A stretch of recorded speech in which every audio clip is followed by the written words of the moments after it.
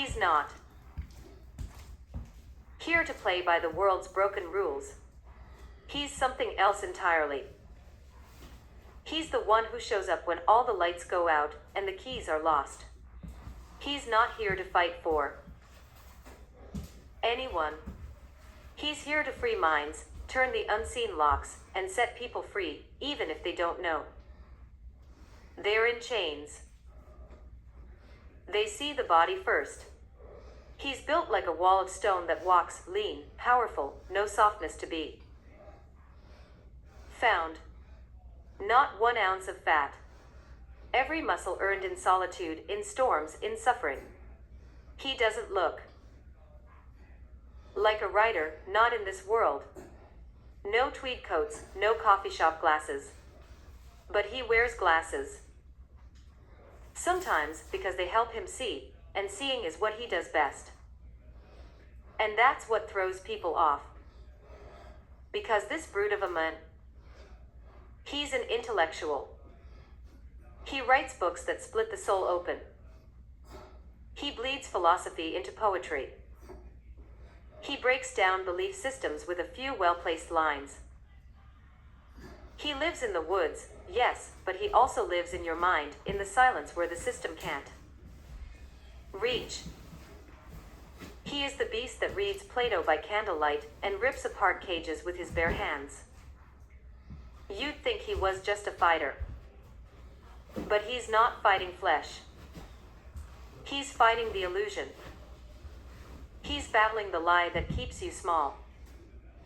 He doesn't wear armor. He doesn't need it. His armor is truth. His weapon is vision. His mission: to wake the world the fuck up. People expect muscle to be empty, but his body is a temple for the word. People expect writers to be fragile, but his pen is a blade, and he knows how to use it. So don't call him a hero. Call him what he is. Raven Kane, the freedom man, the one who remembers, the one who sees. Chapter __, more than muscle. They look at him and they think they know. They see the sharp jawline, the cut of muscle down his arms, the eyes that don't flinch when a gun is drawn. They see a brute, a fighter, maybe even a killer. They don't see the truth, because the truth doesn't wear labels. The truth doesn't flex or roar. The truth is quiet. And Raven Kane, he is not a brute. He may look like one. That's the trap. That's the misunderstanding the world keeps making. They size up the outside and think they've measured the man. But they've missed the soul entirely. Raven Kane is more than strength, more than scars, more than the body carved by storms, by hunger, by war with himself. He is gentle. He is kind in a world that mocks kindness. He gives when he has nothing left. He loves without armor. He listens like it's sacred. And when you're broken, he sees you not as something to fix, but as something still whole beneath the wound. He's not here to dominate. He's here to liberate. He would sit for hours with a dying animal, just to comfort it. He would feed the addict in the alley. Before feeding himself, he'd give you the coat off his back and the book out of his bag.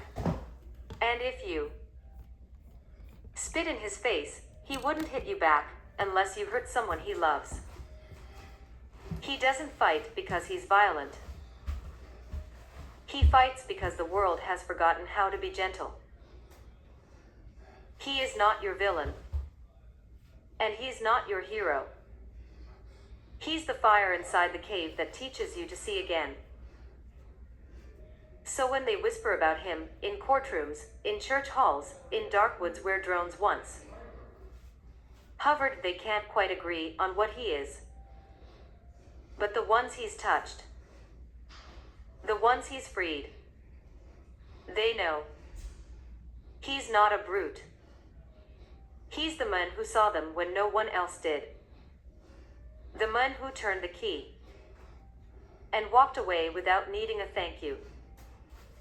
Chapter __, the skin of a saint. You see him walking down the road, and your instincts scream. Not because he's done anything, just because of how he looks. Tattoos everywhere. Not the clean, curated kind from trendy studios. No. These are raw, earned, etched into him by pain. Memory, prison walls, hotel bathrooms, backwoods barns, and moments of madness. Some are symbols. Some are scripture. Some are just shadows of who he used to be. There are even tattoos on his face, bold, unapologetic, tribal. He wears them like armor, but they aren't shields. They're testimonies.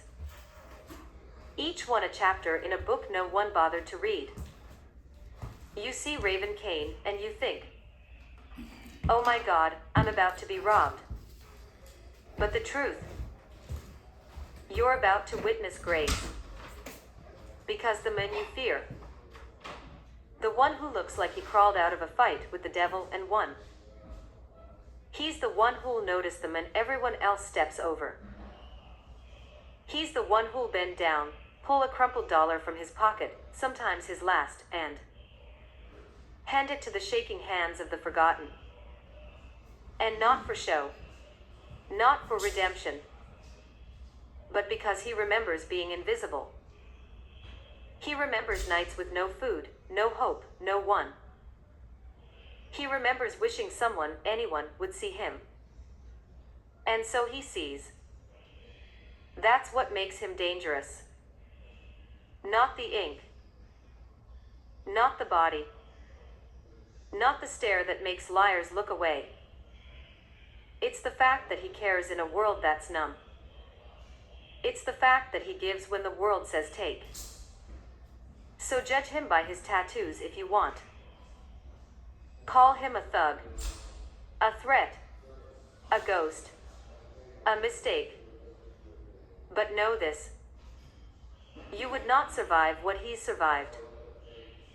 And you would not love the way he still does. Raven Kane is not the threat. He is the reminder that the divine doesn't always come in white robes and soft hands. Sometimes it comes tattooed, scarred, wild-eyed, and overflowing with compassion. Chapter __, the one they warned you about. They whisper his name in low voices, in back rooms, in precincts and pulpits. Raven Kane. To some, he's a ghost. To others, a threat. But to the few who've really looked, not with fear, but with honesty, he's a man who woke up when the world begged him to stay asleep. He doesn't follow the rules, but he follows the truth. And that's what makes him dangerous. They warned you about men like him. Watch out for the ones with ink on their faces. Those guys, they've been in prison. You can't trust someone who walks barefoot through the city with nothing but a bag of books and a notebook full of scribbles. And they were right, in their own twisted way. Because you can't trust Raven Kane to uphold a broken system. You can't trust him to salute the flag if that flag flies over cages. You can't trust him to play nice when your order is built on control, fear,